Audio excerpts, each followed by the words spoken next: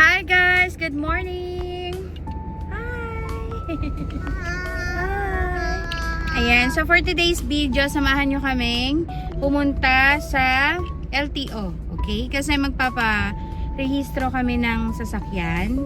And gusto naming i-guide kayo kung paano magparehistro ng mga sasakyan natin, ng motor natin. Pero for today's video, ang irerehistro natin is itong sasakyan.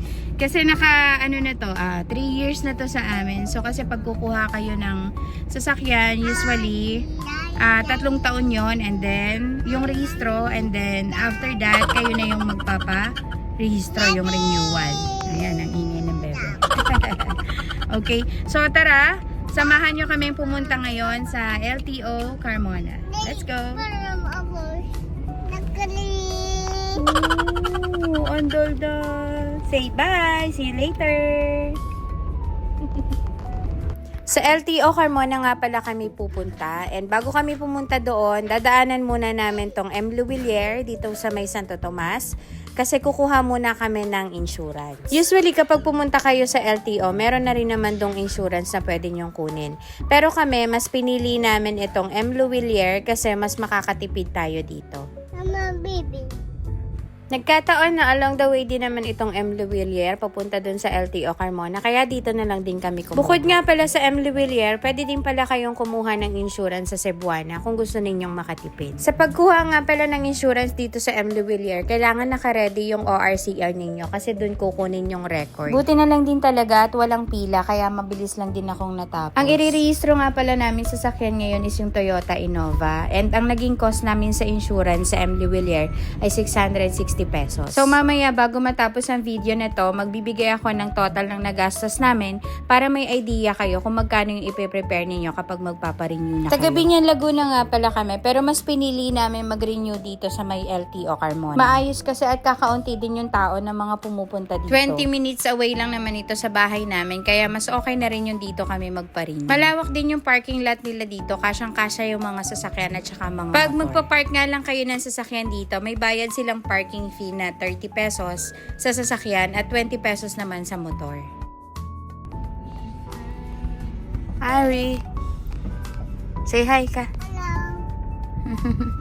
Monday nga pala kami nagpa-renew and napansin ko na medyo marami yung tao. Ngayon lang din ako sumama kay Mr. Chubbs na pumunta dito sa LTO Carmona kasi nga sabi ko sa kanya, gusto ko ma-vlog kung magkano at paano yung proseso ng pagre-renew para naman ma-share ko sa inyo. So ayun, pagpunta nyo dito, makikita nyo dun sa may right side na may mga nakapila na. Yan yung pila ng emission. Dahil may dala na nga kaming insurance, ay dumiretso na rin akong pumila dito sa may emission. Magkatabi lang dito yung insurance nila at emission. At kung wala pa kayong dalang insurance, pwede kayong kumuha dito. Ito nga pala yung babayaran ninyo sa emission test. Pakipicturean na lang. Pagkabayad nga sa emission test, ay paghihintayin muna kayo ng ilang minuto at tatawagin ulit yung pangalan nyo. Mabilis lang talaga yung proseso nila dito. So after 10 minutes, natawag na nga rin kami and ayan, tinetesting na nga yung usok ni Emma. By the way guys, si Emma nga pala po yung aming sasakyan na Toyota Innova. Tapos na kami ngayon dito sa LTO, and magkano nga ba lahat yung nagastos namin sa pagpaparenew ng sasakyan? Okay, ang sasakyan nga pala namin is Toyota Innova. Yan, Toyota Innova. So inabot din kami ng almost 2 hours sa mga proseso.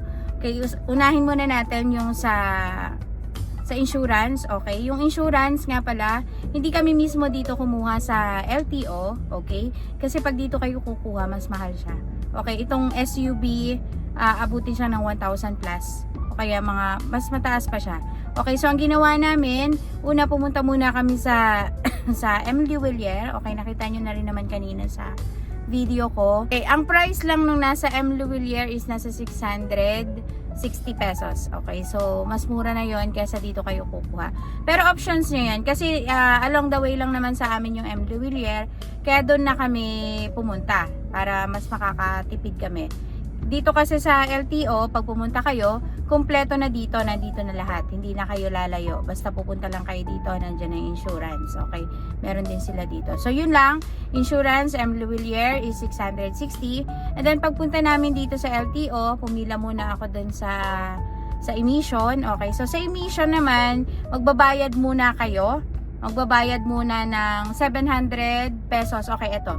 Ayan. Okay, yan yung rate ng mga emission test. Okay, ayan, nakalagay dyan. Ayan. Okay, so ang binayaran namin dyan is nasa 700 pesos. Tapos, pagkabayad, tatawagin ulit yung pangalan ninyo para i-emission na yung, yung unit. Okay, so nakita nyo na rin naman sa video kanina. Ang gagawin sa emission is ito-test yung sa usok. Tama, no? Ayan, yung usok ng sasakyan. Okay? After that, mabilis lang. Napakabilis lang ng proseso. After that, bibigyan na kayo ng form. I-fill upan ninyo. Ayan. Tapos, pag na-fill upan ninyo na yung form, may inspection pala. So, yung inspection naman, ang gagawin naman doon sa sasakyan is i-check yung mga ilaw, busina, ayan, yung mga signal light, yan yung mga chine-check pagdating sa yung check-up ng sasakyan. Okay? Mabilis lang din, lalo na pag nakikita nila na medyo bago pa yung sasakyan nyo, hindi na masyado nilang inano yan. Okay? Pero yun, for safety kasi kailangan gawin yun para safe tayo lagi sa kalsada, no?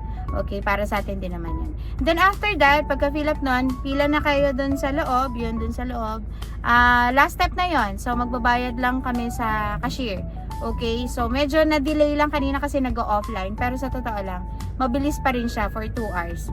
I think dun sa mga nakikita kong iba, sabi nila hindi naaabuti ng 1 hour. Pero dahil ngayon, nag-offline yung nila, yung system nila, so medyo natagalan dun sa loob sa cashier. Okay, so inabot kami ng almost 2 hours.